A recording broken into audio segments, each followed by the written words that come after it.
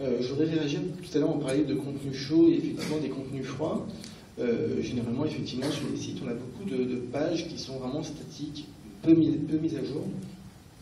Et effectivement, dans WordPress, il est possible de relier des contenus chauds à des contenus froids. Donc finalement, créer des liens entre les contenus, ce qui permet de créer de la navigation, de laisser, donner la possibilité aux visiteurs de rebondir et d'aller voir finalement des fiches qui ne ressortiront jamais dans les moteurs de recherche parce qu'elles datent de 3-4 ans.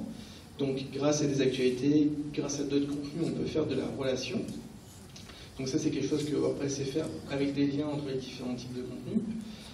Et ensuite j'aimerais aussi préciser qu'il existe des outils, en fait, le référencement c'est pas uniquement tout ce qu'on a évoqué, c'est beaucoup de choses qu'on met en place à la création du site.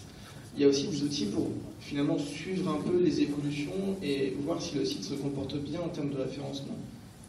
Je pense à deux choses en particulier. Le fait qu'il existe des plugins pour vérifier que les contenus saisis par vos contributeurs, on va pouvoir scanner ces contenus et vérifier qu'il n'y a pas de lien cassé. Il faut savoir qu'un site qui possède de nombreux liens cassés sera pénalisé. Et puis, il existe un autre fléau au sein de la vie d'un site, c'est toutes ces erreurs 404, les contenus qu'on vient déplacer.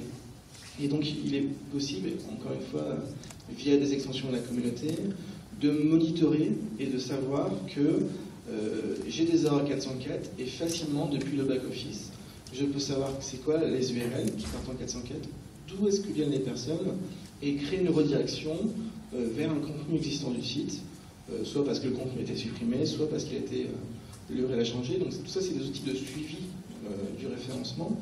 C'est pas uniquement la mise en place. Tout ça, c'est des solutions qui existent à travers la communauté, encore une fois.